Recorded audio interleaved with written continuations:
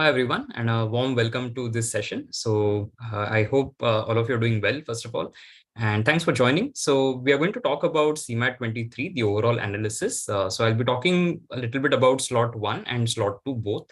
I was in slot 2, so I, of course, have the feedback from slot 1 because there were other mentors from IMS who ended up taking it. And of course, we spoke to a lot of students as well to get their feedback on both slot 1 and slot 2. So we're going to talk about the overall analysis, how the paper was, and what you can expect in terms of the cutoffs of this particular test. So let's get started. Now, the first thing that we're going to talk about is on the structure of the test, right? So there was no change from last year. So you had the same 5 sections. Innovation and entrepreneurship is something that they introduced 2 years back. And last year, they made it a mandatory section. And now it is a part of the actual test.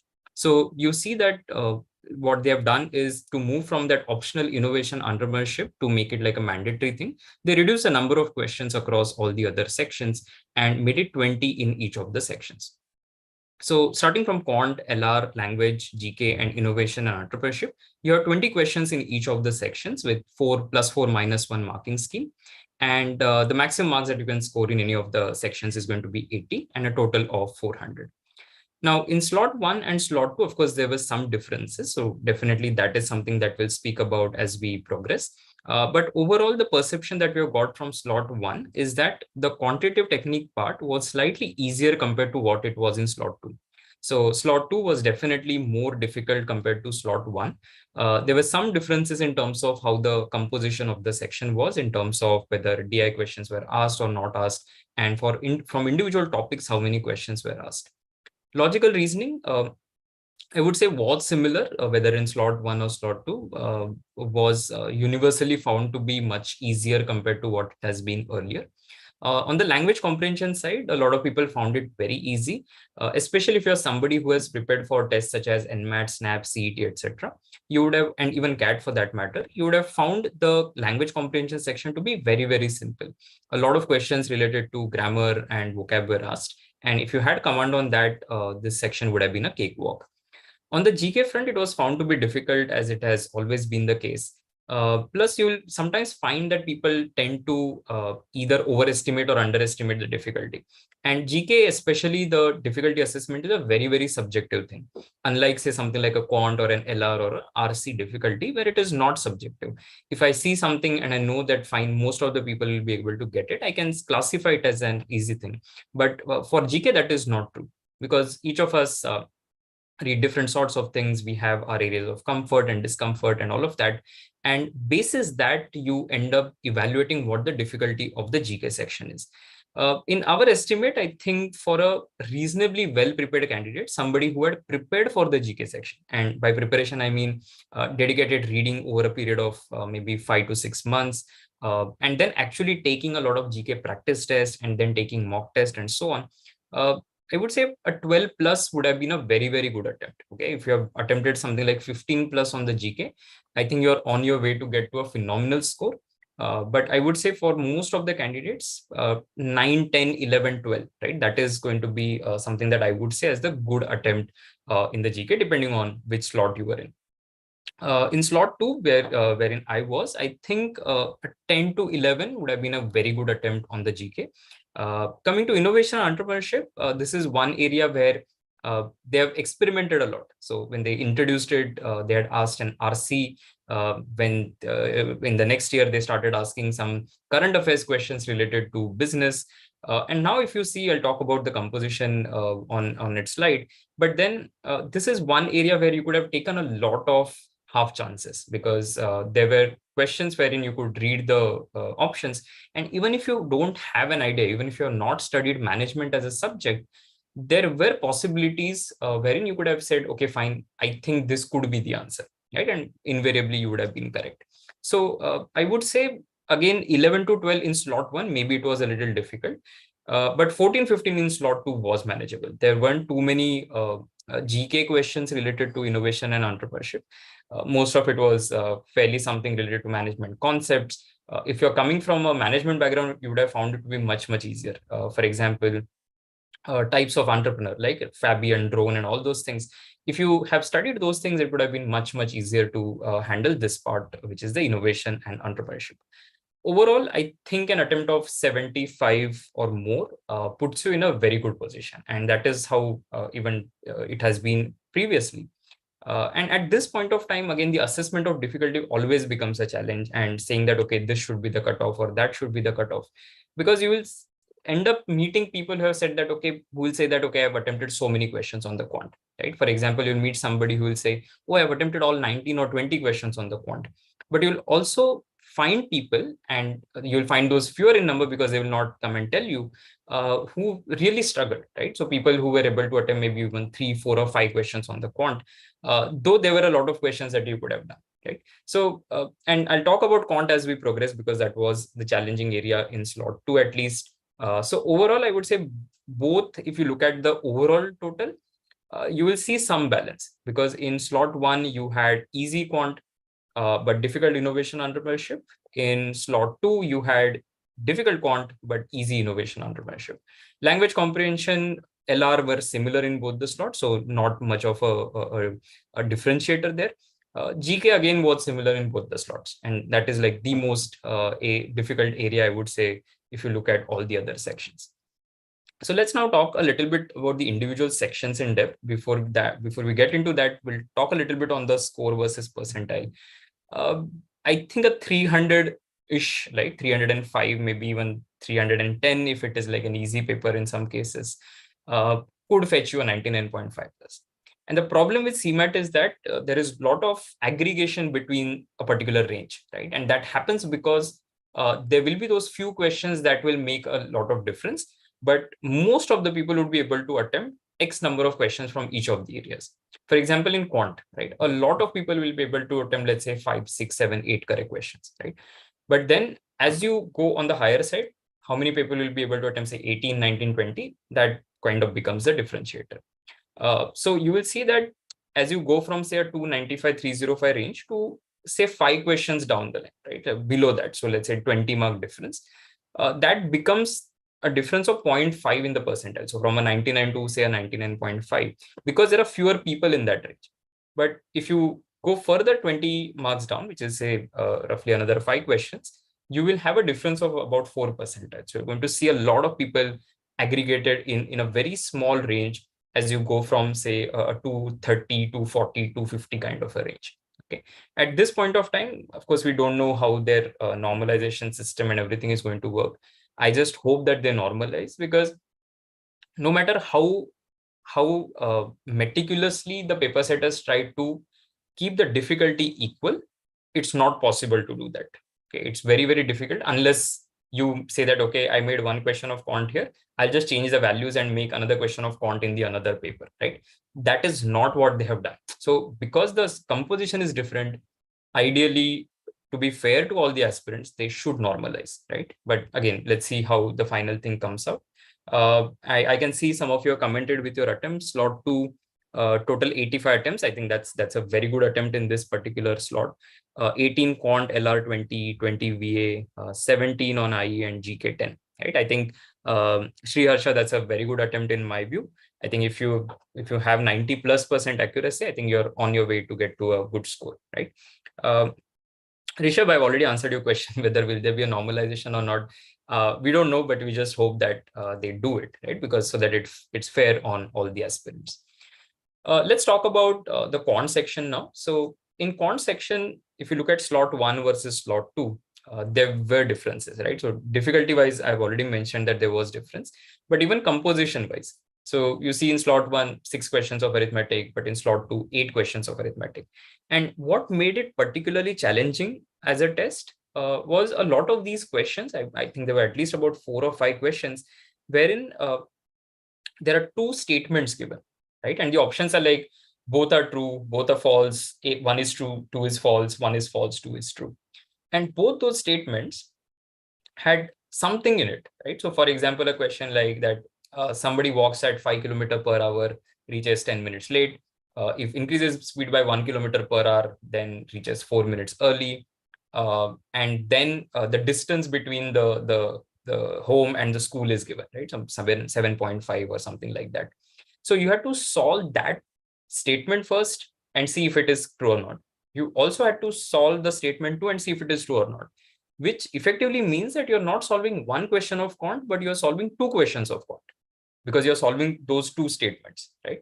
So there were, I think, 5 questions like that, which means that there were additional 5 questions that people were solving. So it's not like a 20 questions, but actually it's like 25 questions that you're solving on that particular paper, right? So that made it a little more challenging and time consuming for a lot of people. Geometry, I would say, wasn't very, very tricky, but like, at least in slot 2, you had to know area of equilateral triangle and in radius and all those things. Modern math, permutation, combination, probability, in slot 2, it was something that came in large number compared to slot 1. So direct questions as to whatever can, how many, what is the probability and all of that. But some of those questions were tricky, right? So you had to work out the cases and solve it. Which made it a little more difficult. Numbers, 5 questions in slot 1, 4 questions in slot 2, and that covers all your number properties, indices, surds, and all those things. Algebra, 2 questions in slot 1, 1 in slot 2, but there was nothing in slot 2 from quadratic equations or inequalities. But there was a question on functions and graphs. Wasn't very difficult. I think somebody who has studied it could have answered it. If you have not studied it, of course, it would have been a little difficult. And on the DI front, in slot 1, you had one set of 5 questions. But in slot 2, there wasn't technically a set. There was just one question which had pie chart in it, right? So whether you call it, it was in reality a percentage question, you can call it a percentage question, or you can call it a single data interpretation question. That's up to you. But then that was fairly straightforward, right? So I would say slot 2, if you've attempted anything north of 12, 13 odd questions on the quant section, that's a very good attempt, assuming 100% accuracy in that case.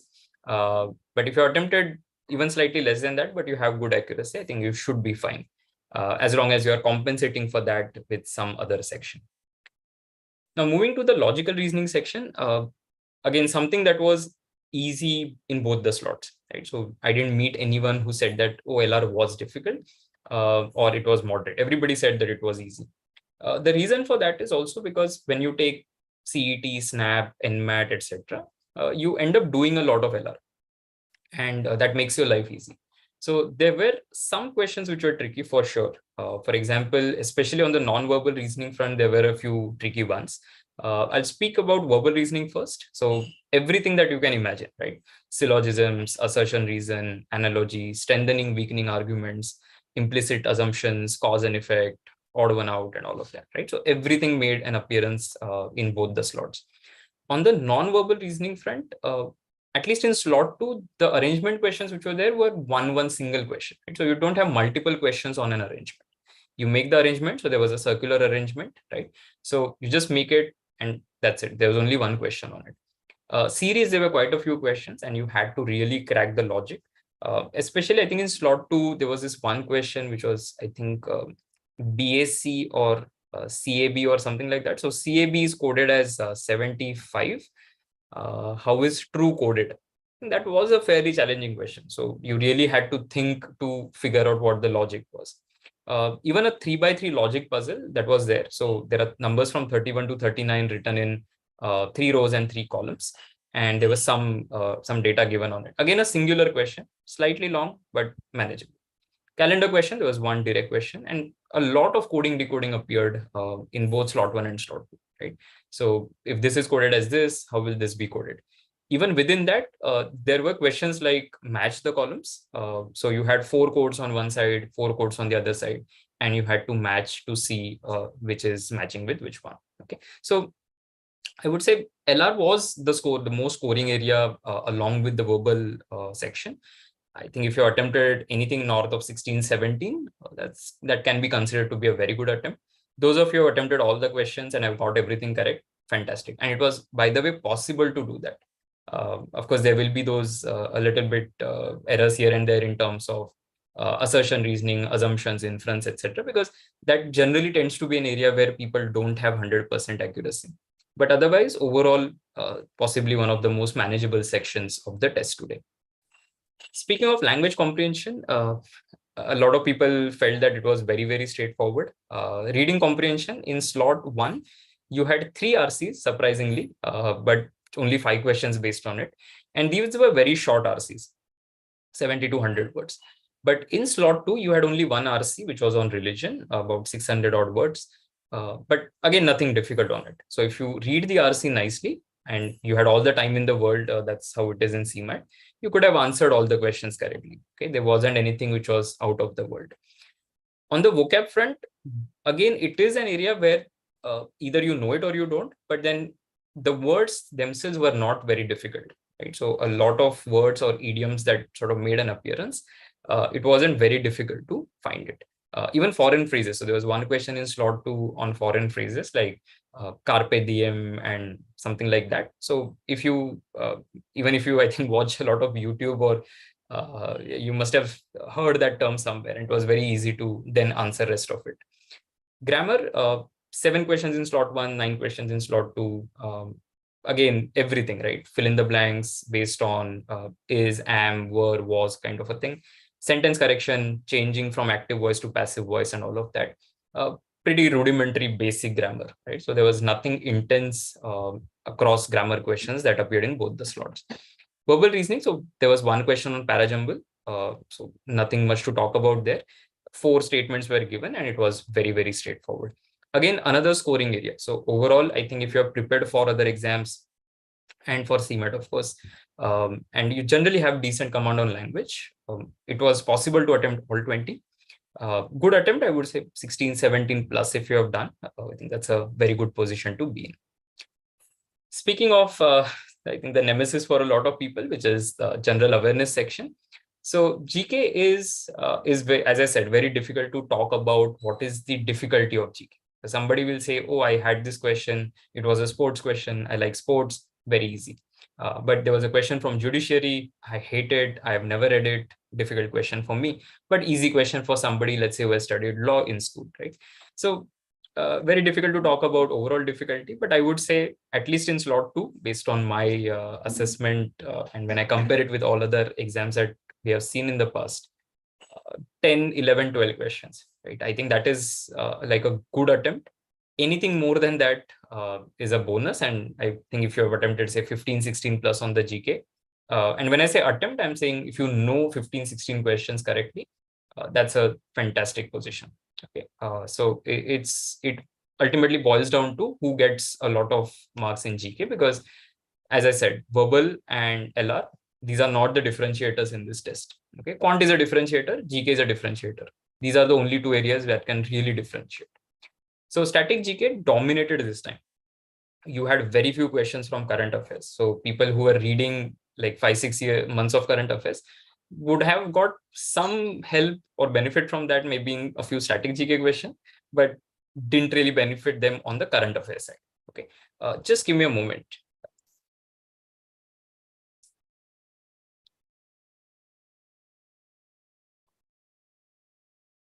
Yeah, so and only 4 or 5 questions from current affairs, right? And even when I say current affairs, it is, at least in slot 2, when I look at it, things that have happened after 2020 or 21, because there were some questions which made reference to something that had happened in 2021 or 2022 or 2020. So when I say current affairs, I'm classifying anything that happened after 2020 as current affairs, anything that happened prior to that as static GK. And a lot of questions on history, geography, sports, and all of that. And some were like really intense. So four or 5 statements about Buddhism given, and you had to identify which of them were true and not true and all of that. There was something related to I think related to High Court, number of judges that can be there. Again, 4 statements in one question. Now you have to know it to be sure that, okay, this is what the answer is, right? Otherwise, I mean, it's like throwing darts. So it hits it, fine, it's fine. If it doesn't hit, you're gone, right? You get -1. So I would say difficult section. I always feel that GK across all the exams is very, very random. Don't really see the point of asking it in this particular manner, the way they frame these questions for management entrances. But that's how it is. Nothing can be done about it. But yeah, as I said, 10 to 12 questions if you attempted, I think that's a decent attempt. And let's now talk about the last bit, which is the innovation and entrepreneurship section. This area, compared to last year, I would say, because people are now more prepared in terms of what to do with this section, a lot of people would have found it to be slightly easier. Even, for example, at IMS, we give students reading material for innovation entrepreneurship. If you have read that, you would have found a lot of questions which were similar, or at least the concepts were very familiar. The areas that were covered, business, economics, management, government schemes, and all of that. So business and entrepreneurship concept or the management concept dominated compared to the business GK part of it. So when I say business GK, I'm saying anything which is not a concept per se. For example, in slot 2, there was a question, what is the full form of BRIC? So Brazil, Russia, India, China, right? Now, if you know it, great, right? I mean, it's not really a concept as such. But when we talk about concepts, we're talking about things like what is the definition of entrepreneurship, who is an entrepreneur, who is an intrapreneur. When you do, say, a project feasibility analysis, what are the things that you take care of? So these are conceptual questions, and there were 15, 16, 17 odd questions from this particular area in both the slots. But because the options were such that you can at least take a guess, I think a lot of people would have gone out and attempted more questions definitely compared to the GK section. So overall, I think a 12, 13 kind of an attempt is good. If you have attempted somewhere around 16, 17, I would say very good. Anything more than that, I would say it's a fantastic attempt. So if you have attempted, say, 18, 19, 20 questions in innovation entrepreneurship, that's like a fantastic position to be in. Okay. So that's my overall take on the whole thing. I can see a few questions, so I'm just going to take those. There's a question from Varad Raju. Is there cap round in CMAT like CET? So CMAT accepting institutes have a different process. Every institute has its own process. They might take it on the basis purely of test score plus interview, or they might have a test score plus GD plus interview. If you're asking from the angle of the centralized admission process followed at Maharashtra colleges, CMAT is accepted as a score for all India seats.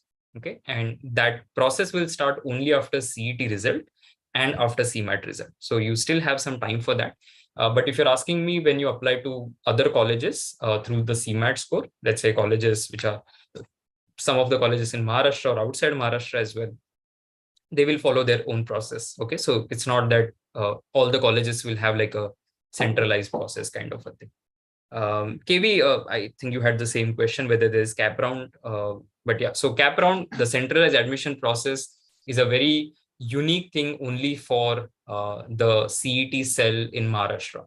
Okay, so if you are a Maharashtra student or a non-Maharashtra student and you've taken CMAT, that score can be submitted for all India seats in that centralized admission process.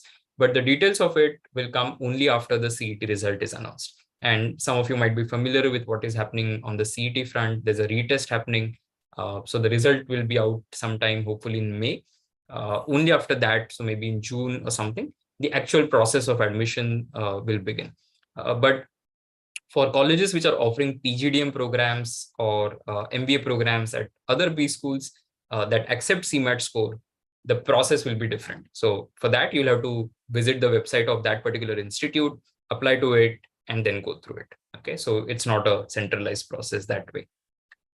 So yeah, I think that covers everything. CMAT was, I would say, a good experience. Last year, I could not take it. I'd taken it the year prior. But yeah, I think overall, I would say a well-conducted test compared to what it has been earlier. Didn't find a lot of errors as such. Once they maybe release the test, we'll of course go through all the questions to see if there were any questions with errors. But at least while taking it, didn't really see anything. No reports from slot 1 also. I think there was something somebody was talking about that there was something wrong one of the questions. But once the questions are released, of course, if there are any issues in the questions or in the options or in the given answer key, IMS will challenge it on behalf of all the students. So don't worry, CMAT, because they when you challenge it, you have to pay money, etc. I would encourage all the students that just in case if there are any issues found after they release the answer key, we will challenge it. So you don't have to do it. So don't spend your hard-earned money. We will do that for you. Okay. Again, just saying that if there are any issues. What was the last year's score for JB? Okay, so Rishabh, what happens at JBIMS is because it is again through that centralized admission process, you need to submit your CET, CMAT, or CAT score, which is what they accepted. Even ATMA and MAT gets accepted, but then we'll have to wait for them to release the CAP document. And then they release that all India merit list. JB cutoff tends to be around 99.98 percentile. 99.97 is dicey. 99.98, 19.99 is sure you're in. So if you have 100 on the CMAT or 99.99, you're inside. If you're at 99.98, there's a borderline chance. 99.97 or lower is generally out of the race for JBIMS, because they put all these exams together and then they look at the scores. So yeah, that's how it works for JBIMS. So great. I think we can wrap up the discussion here. Thanks everyone for joining. Those of you who will watch the recording later, if you have any comments, any questions, feel free to put it in the comment and we'll try to get back as early as possible. So this was the last test of the season. I hope people had a good season, starting from NMAT, CAT, SNAP, whatever exams that you have taken, and then CET and CMAT. I hope people had a good run, and there are options working out for you, maybe in the form of some calls or converts, etc. So great. Thanks for being a part of this journey, and wish all of you all the best. Looking forward to hearing from you guys in terms of what converts you finally get. Rishabh is asking MSc Finance through CMAT. Again, we'll have to wait and see whether they accept it. They have not made any comment for this year admission, as far as I know. We'll have to see what they finally do. But at least till last year, they used to accept CET and CAT. We'll have to see whether they accept CMAT this year. Okay, but CET and CAT was accepted last year. Okay, all right. So let's end it here. Thanks everyone for joining, and wish all of you all the best.